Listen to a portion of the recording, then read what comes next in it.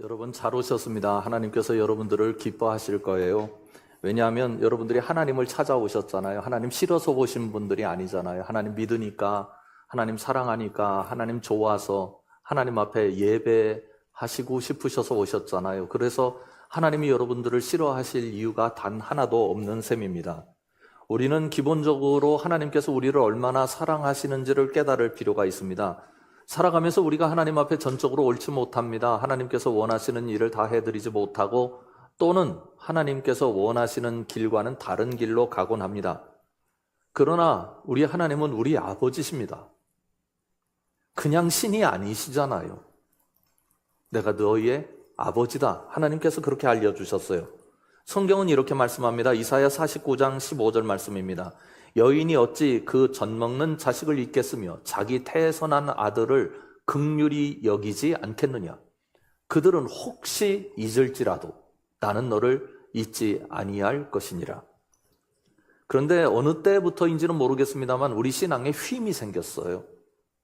마치 신앙생활을 하는데 성적표를 받아들고 부모님 앞에 선 아이들 같은 마음으로 신앙생활하는 분들이 얼마나 많은지 모릅니다.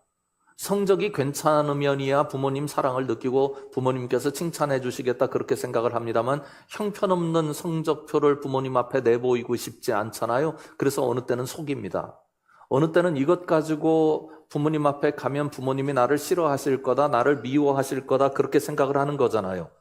사도 바울은 우리더러 하나님을 어떻게 부르라고 가르쳐 줬습니까? 아빠, 아버지. 하나님과의 관계가 얼마나 인격적이고 친밀한지를 친히 알려주었습니다. 그런데 많은 사람들이 하나님과의 관계를 기계적으로 생각합니다.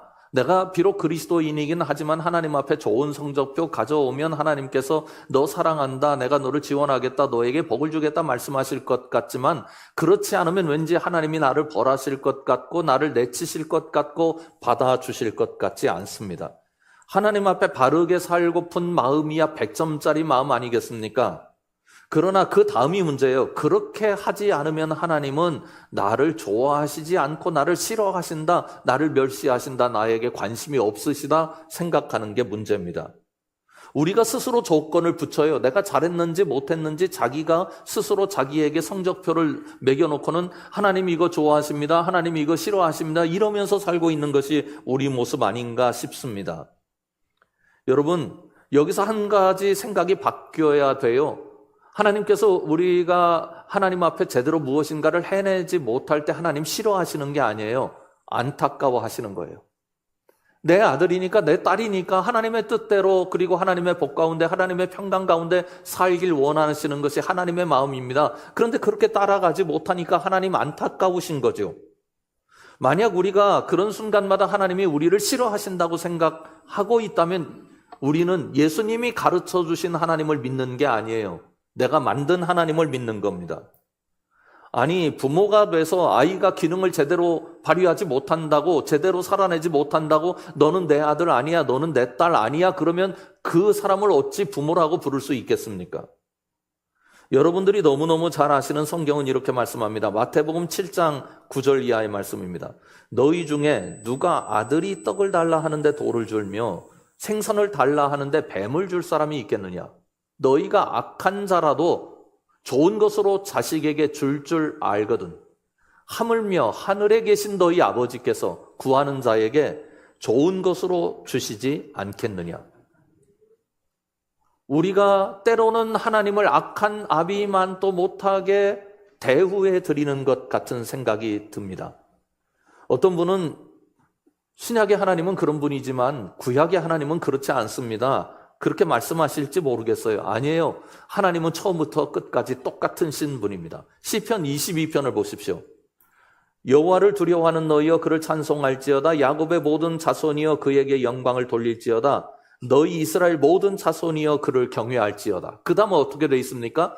그는 권고한 자의 권고를 멸시하거나 싫어하지 아니하시며 그의 얼굴을 그에게서 숨기지 아니하시고 그가 울부짖을 때 들으셨도다.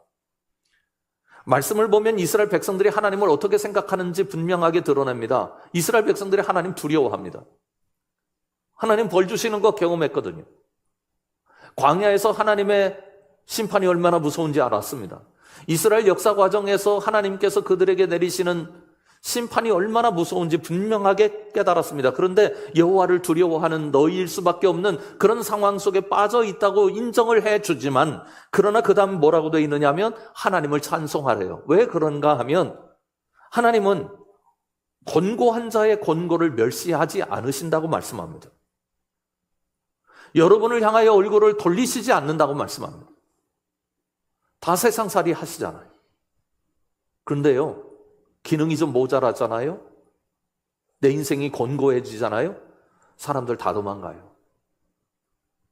멸시합니다. 못나서 가난하다. 실력이 없어서 저 모양 저 꼴이라. 사람이 붙질 않아요. 우리가 살아가면서 얼마나 많은 멸시를 경험합니까? 우리 하나님이신데, 창조주신데 네가 권고할 때나 너 싫어하지 않아. 나 멸시하지 않아. 오히려 권고한 자들을 붙드시고 세우시고 하나님의 품에 안아주시는 분, 그분이 하나님이시라고 말씀합니다. 여러분, 하나님이 나를 모르시나 그런 생각 가지신 분 계십니까? 여러분이 하나님을 바라보신다면 하나님은 절대로 여러분을 모른 척하지 않으십니다.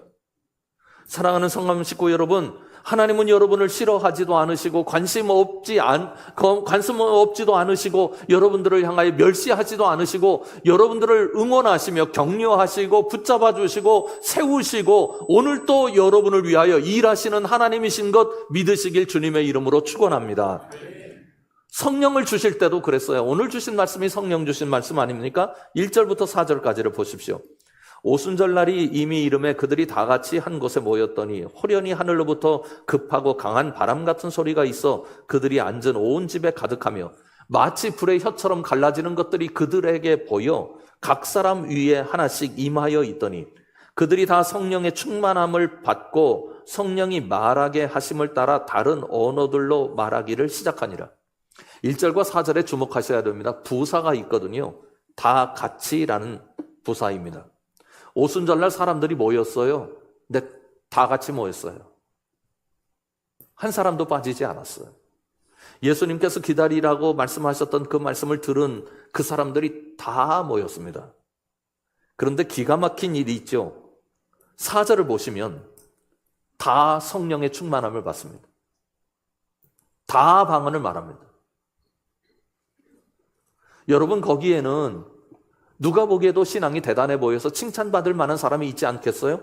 그러나 모든 집단도 그러하듯이 거기에는 신앙적으로 좀 미진한 사람들이 있을 거고, 저 사람 예수님 믿는다고, 예수님 기다린다고 할 수 있나? 저 사람 우리와 함께 할 수 있는 사람인가? 하는 생각을 가지고 바라볼 수도 있는 사람이 있을 것 아닙니까? 또 성령이 충만하게 되었을 때, 성령께서 내려오셨을 때 어떤 사람은 방언을 하는데 어떤 사람은 또 방언을 못할 수도 있지 않습니까? 그런데 거기에 모인 사람들 모두에게 성령이 임합니다. 모두에게 성령이 임했는데 성령만 임한 게 아니라 모두에게 방언이 터집니다. 모두에게 일어난 사건입니다. 성경이 오늘 이 말씀을 우리에게 왜 해주고 있습니까? 여러분, 우리 중에는 내가 그렇게 열심히 기도하지 못했고 내가 하나님을 그렇게 사랑하지 못했고 내가 가끔 주일날 나오기는 하고 또 종종 빠지고 세상살이에 바쁘다 보니 하나님 생각 못하고 그러니까 하나님께서 내게도 성령의 역사를 베풀어 주시겠나 그렇게 생각할 수 있는 분이 없지 않아 있을 수 있지 않습니까? 그런데 그런 생각을 가지고 있는 우리 모두에게 고치라고 말씀합니다. 오순절 그 성령 사건에 거기에 모인 사람들은 다 성령을 받았고 다 방언을 받았습니다. 다 충만했습니다. 누구에게도 예외는 없었습니다. 사랑하는 성함 식구 여러분, 여러분에게 모두에게 성령이 임하시는 것을 믿으시기 바랍니다. 이것은 예수님의 약속과 관련됩니다. 요한복음 14장에 가보면 보혜사 성령에 관한 약속이 있죠. 16절 이하의 말씀을 보십시오. 내가 아버지께 구하겠으니 그가 또 다른 보혜사를 너희에게 주사 영원토록 너희와 함께 있게 하리니 그는 진리의 영이라 세상은 능히 그를 받지 못하나니 이는 그를 보지도 못하고 알지도 못함이라. 같이 읽어볼까요? 그러나 너희는 그를 아나니 그는 너희와 함께 거하시며 또 너희 속에 계시겠습니다. 내가 너희를 고아와 같이 버려두지 아니하고 너희에게 오리라. 아멘. 먼저 이 말씀이 우리에게 알려주는 중요한 메시지는 성령님은 영원히 함께 계신대. 우리가 세상살이 하면서 인간관계가 참 어렵습니다. 어느 때는 내 옆에 다가오는 사람이 당신 없이는 못 산다고 하면서 다가와요. 내 편이라 말하고 위해주고 따뜻하게 해주고 모든 걸 지원합니다. 그런데 어느 날은 그 사람이 내 등에 칼을 꽂아요.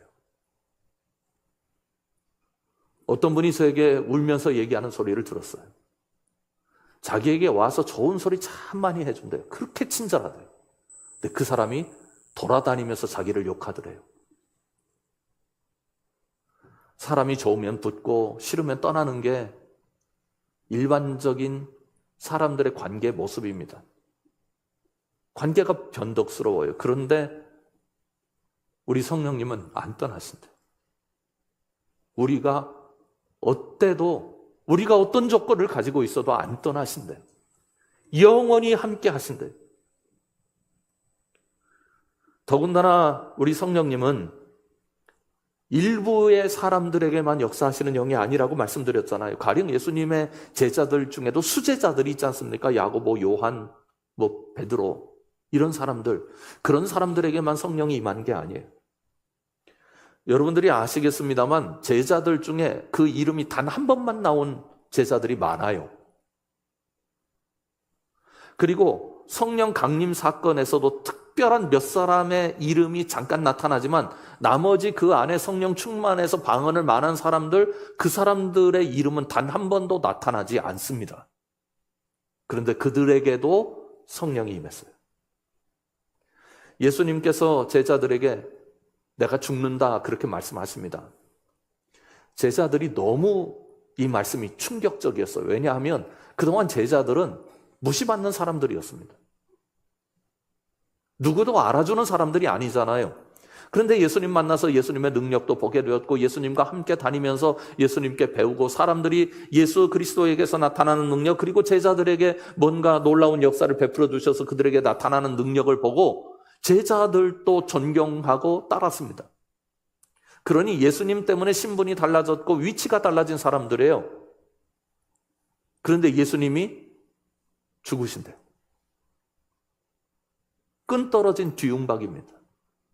이제 어떻게 삽니까? 어떡할 겁니까? 그렇게 두려워서 떨고 있는 제자들에게 말씀하십니다. 내가 너희들을 고아와 같이 버려두지 않겠다. 그래서 역사하신 분이 성령의 역사입니다. 제가 TV에서 한번 인터뷰를 보고 눈물 지은 적이 있었는데요.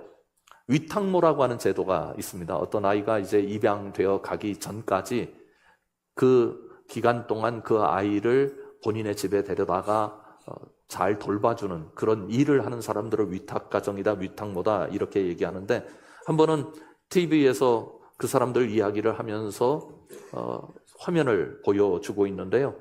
위탁을 받을 때 이분들은 이렇게 생각할 건 아닙니까? 우리가 이 아이를 계속 키울 수 있다 그렇게 생각하는 게 아니고 이 아이 좋은 가정 만나서 불행하게 태어나서 지금까지 살아왔지만 앞으로 복 있게 살았으면 좋겠다 하는 간절한 염원을 담아서 아이들 돌봐줄 것 아닙니까? 그리고 언젠가는 이 아이는 떠나간다 이런 전제를 가지고 아이를 바라보는 거죠. 그런데 아이를 떠나보내는 위탁모가 펑펑 눈물을 쏟습니다. 그러니까 기자가 왜 그러시냐고 마이크를 들이대요. 그러자 이 위탁모가 한 말이 잊혀지질 않아요. 내 아들 보내는데 어떻게 안 옵니까? 저는 아이 보낼 때마다 그 전날 저녁에 한숨도 못 잡니다. 그러니까 이 아이 임시로 받아놨어요. 그리고 돌봐주는 건데 분명히 떠날 것을 알면서도 이 위탁모는 이 아이를 보고 뭐라고 생각하는 거예요? 내 아들, 내 딸. 그러니 좋은 가정 가서 참 좋겠다라고 생각을 하는데 지금 이 위탁모의 가슴에는 내 아들이 떠나는 겁니다. 내 딸이 떠나는 거예요. 저는 그때 회개하는 마음으로 하나님을 생각했습니다. 우리가 적어도 하나님을 생각할 때 위탁모만큼밖에 생각한 것 아닌가?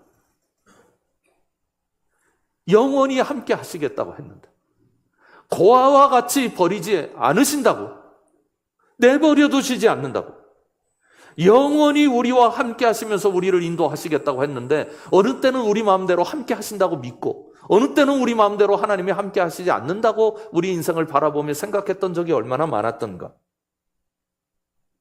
성령님을 경험하면 내 인생이 절대로 비루하지 않다는 것을 깨닫게 됩니다. 내 인생은 절대로 혼자가 아니라는 사실도 깨닫게 됩니다. 내 인생이 얼마나 가치 있으며 존귀한지도 깨닫게 됩니다. 다른 사람들이 내 인생에 대해서 점수 매기는 것, 다른 사람들이 내 인생을 가타 무타 판단하고 잘났느니 못났느니 판단하는 게 더 이상 내 인생을 흔드는 요소가 되지 않습니다. 하나님이 내 인생 붙잡고 계시다 깨닫게 되는 것입니다. 사랑하는 성함 식구 여러분, 하나님께서 이 시간 성령으로 여러분 인생, 여러분의 가정, 여러분의 미래 붙잡고 계신 것 믿으시기 바랍니다. 충분한 외적인 증거가 있어요. 성령님이 임하시면 그 외적인 증거가 나타납니다. 5절 이하의 말씀을 보십시오. 그때 경건한 유대인들이 천하 각국으로부터 와서 예루살렘에 머물러 있더니 이 소리가 나매 큰 무리가 모여 각각 자기의 방언으로 제자들이 말하는 것을 듣고 소동하여 다 놀라 신기하게 여겨 이르되, 보라, 이 말하는 사람들이 다 갈릴리 사람이 아니냐? 우리 각 사람이 난 곳 방언으로 듣게 되는 것이 어찌 됨이냐? 분명히 외적인 변화가 일어나니까 소동이 일어났고 이 신기한 현상에 대해서 사람들이 반응하기 시작했어요. 갈릴리 사람들이 지금 뭔가 말을 하고 있는데 외부에서 들어온 사람들이 언어가 다른데 그 얘기가 귀로 들리는 거예요. 하나님의 큰일 말하는 게 들렸습니다. 그런데 거기에 모인 사람들을 9절 이하에서 분명하게 이야기합니다. 우리는 바데인과 메데인과 엘람인과 또 메소포타미아, 유대와 갑바도기아, 본도와 아시아, 부르기아와 밤빌리아, 애국과 및 구레네에 가까운 리비아, 여러 지방에 사는 사람들과 로마로부터 온 나그네 곧 유대인과 유대교에 들어온 사람들과 그레데인과 아라비아인들이라 우리가 다 우리의 각 언어로 하나님의 큰 일을 말함을 듣는도다. 지도를 한번 가져와 봤어요. 지도를 보시면 이렇게 많은 지역에서 사람들이 왔어요. 흑해서부터 시작해서 카스피해 그리고 페르시아만 홍해 지중해에 이르기까지 많은 지역에서 사람들이 적어도 16개 지역에서 모여들었습니다. 예루살렘에 모여든 거예요. 그런데 그 사람들이 다 자기들의 언어로 듣게 되는 겁니다. 분명한 역사였습니다. 16개 지역의 사람들이 다 증명하는 역사예요. 제가 웨일즈 성령운동에 대해서 한번 찾아봤어요. 그런데 재밌는 기사가 있습니다. 기독교 신문이 아니고 일반 신문입니다. 1904년 12월 17일자 요크셔 포스트라고 하는 신문에서 그 당시의 상황에 대해서 몇 가지를 얘기하고 있는데 그 중에 2가지 말씀드립니다. 이반 로버츠가 인도한 부흥회에서 젊은 남성과 여성들이 한 번도 배운 적이 없는 언어들로 말했다. 그리고 이 부흥운동에 참여했던 한 네덜란드 목사는 설교 전체를 한 번도 배운 적이 없는 영어로 설교했다. 무엇을 지금 말하고 있습니까? 성령의 역사는 확실하다. 사람을 변화시키고 어느 때는 하나님의 놀라운 신비한 역사를 일으켜 주신다. 그게 이스라엘 사람들에게만, 예루살렘에 있는 몇 사람에게만 나타난 사건이 아니잖아요. 16개 지역에서 온 사람들이 그 모든 사건을 다 목도했다. 눈으로 똑똑히 보았고 들었다 말씀하고 있습니다. 여러분 안에 성령께서 움직이시고 여러분들이 성령의 역사를 깨달으면 여러분에게 변화가 일어날 줄 믿습니다. 우리의 의지로 우리 인생이 변화되는 게 아니에요. 성령께서 역사하시고 성령께서 여러분을 움직여 주실 때 우리 인생이 변화될 수 있습니다. 우리가 지금 죽은 예수님을 믿는 게 아니잖아요. 종교적으로 옛날에 숭고한 삶을 살았던 어떤 분이 계셨는데 그분의 뜻과 가치관과 그분의 삶이 너무 귀해서 우리도 그렇게 숭고한 삶을 살아가자, 그렇게 예수님을 바라보고 믿는 게 아니지 않습니까? 살아계신 예수님을 우리는 믿습니다. 그런데 살아계신 예수님이 우리에게 컴퓨터에서 활성화되어서 그 프로그램이 돌아가는 것처럼 성령의 역사가 일어나서 우리에게 돌아가야 살아계신 예수님을 느낄 수 있는 거예요. 성령을 깨달아야 살아계신 예수님이 보이고, 성령을 깨달아야 그 예수님이 내 인생 가운데서 지금 움직이고 계신다 하는 것을 깨닫게 됩니다. 우리가 찬양을 함께 좀 불렀으면 좋겠는데요, 살아계신 주라는 찬양입니다. 독생자 예수 날 위하여 오시었는데 내 모든 죄 사하시고 죽음에서 부활하셔서 나의 참된 소망과 내 근심과 걱정을 거두어 내시는 그 하나님, 그 예수님, 그 성령님이 우리에게 오늘 함께하고 계십니다. 우리 찬양으로 그 주님을 높여드리겠습니다.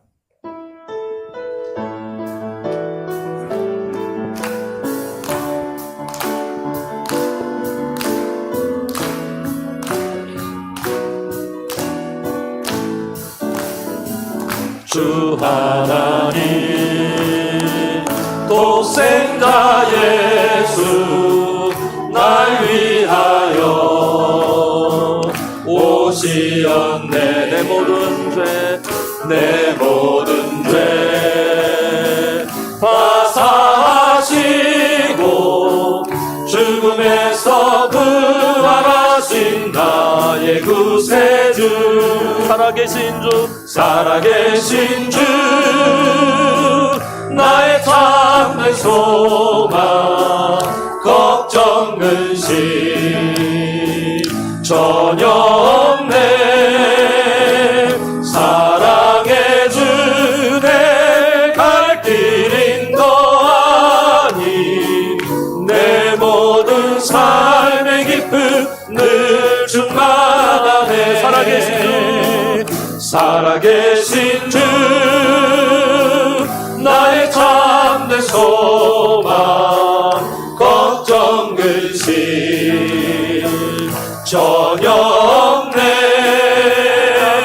사랑해 주네 갈 길 인도하니 내 모든 삶의 기쁨 늘 충만하네. 아멘. 소망 없을 때 소망이 되십니다. 걱정, 근심 있을 때 덮어주세요. 그냥 너 걱정하지 마라, 근심하지 마라, 그게 아니에요.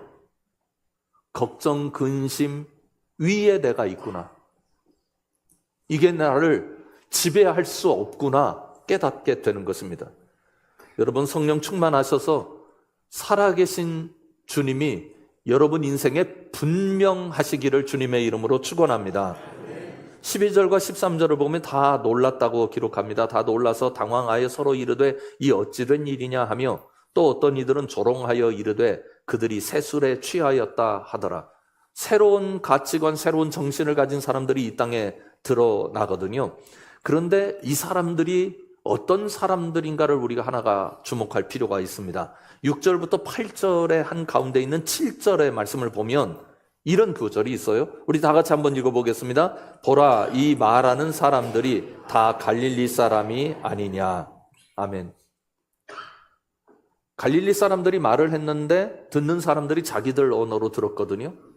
그 역사를 말하기도 합니다만 아주 중요한 사실이 이 말씀에 숨겨져 있습니다. 성령 충만해서 새로운 역사를 일으키는 이 사람들이 성경에서 갈릴리 사람들이라고 말씀합니다. 이 사람들이요, 종교적으로 지진아들입니다. 예수님 직업이 어떤 거였어요? 목수. 그리고 예수님의 제자들 주로 주된 직업이 어부입니다. 그런데 책을 읽어보니까 목수하고 어부는 율법의 저주로부터 벗어나기 힘든 직업이래요. 왜 그러냐면 그 당시 목수는 장례식도 치렀습니다. 그럼 뭘 만져야 돼요? 시신 만져야 돼요. 부정한 백성이에요. 어부들은 물고기 잡잖아요. 그러면 물고기를 갈라 놓아야 될 것 아닙니까? 어떤 고기와 어떤 고기요? 산 고기와 죽은 고기. 죽은 고기 만지면 부정합니다. 보잘것없는 사람들, 성령과 하나님과 전혀 관계없어 보이는 사람들의 집단이었어요. 근데 거기에 하나님의 은혜가 임했대요. 여러분, 우리 대단해서 성령님이 임하시는 게 아니에요. 보세요. 성령님이 저기 계신데 우리가 다다를 수 없을 정도의 위치에 계신데 우리가 어떻게 기도하고 뭐 100일 기도를 하고 열심히 봉사하고 헌신하고 헌금하고 그래서 하나님을 사모하고 그렇게 열심을 내면 겨우 다다르는 그런 곳에 계신 성령님이 아니에요. 하나님의 방식이 그렇지 않아요. 하나님의 방식은 성육신의 방식입니다. 누가 내려오셨어요? 하나님이 내려오셨잖아요. 우리 보고 올라오라고 말씀하시는 게 아니라 내가 너희들 도와줄 테니까 너희들 인도해 줄 테니까 한번 올라와 봐. 성공하면 너희들 만나줄게. 그런 하나님이 아니라 우리 가운데 찾아오셨다고요. 성령과 관계없을 것 같은 인생 가운데 찾아오셔서 내가 너희들을 축복하고 내가 너희들과 함께하고 내가 너희들에게 힘을 주고 내가 너희들에게 생명을 주고 내가 너희들의 인생을 바꿔주겠다 말씀해 주신 분이 성령님이십니다. 여러분, 우리 하나님은 여러분들에게 찾아오시는 줄 믿습니다. 여러분의 삶의 현 주소가 어떤지 너무 셈하지 마세요.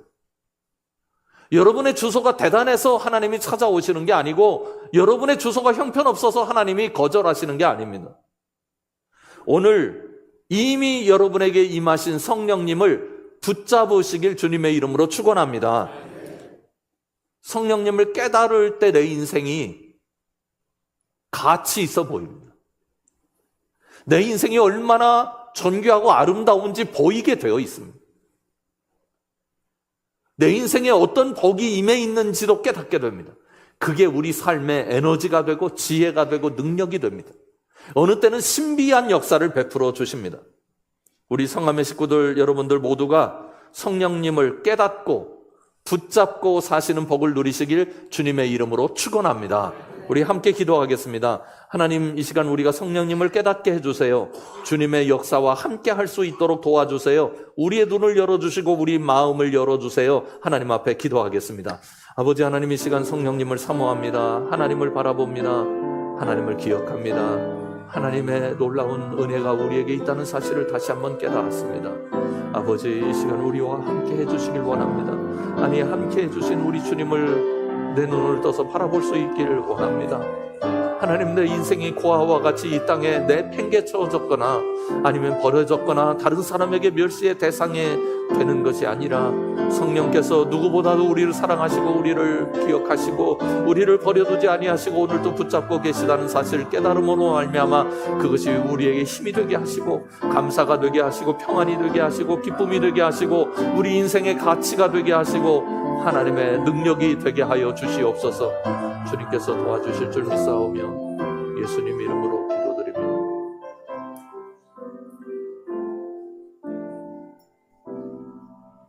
아버지 하나님, 우리는 절대로 혼자가 아닙니다. 버려진 존재가 아닙니다. 멸시받을 존재가 아닙니다.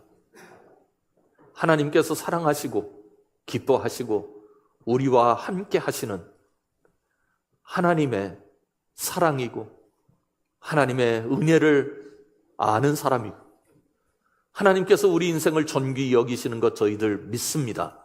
하나님, 그 하나님 붙잡고 살게 하여 주시옵소서. 예수님 이름으로 간절히 기도드립니다. 아멘. 지금은 우리를 말할 수 없이 사랑하시는 하나님 아버지의 사랑하심과 우리에게 늘 함께 하시며 살아계신 주님으로 역사하시는 예수 그리스도의 은혜와 날마다 우리와 동행하시며 우리의 아픔에도 우리를 옆에서 돌보시는 우리 성령님의 함께 하심이 성령의 사람이라고 굳게 믿고 주님을 의지하는 주의 사랑하는 모든 성함의 식구들 위해 지금부터 영원까지 함께 계시기를 간절히 축원하옵나이다. 아멘.